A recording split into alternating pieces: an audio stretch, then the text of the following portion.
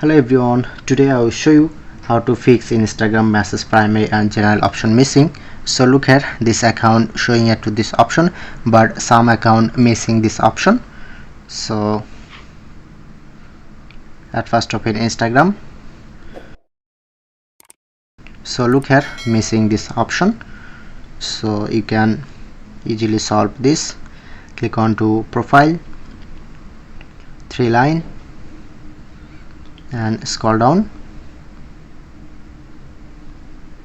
Click on this option and select the first option.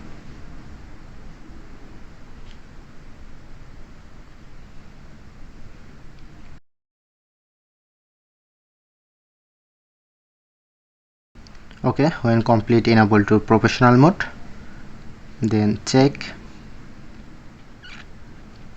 Okay, now successfully solve this problem.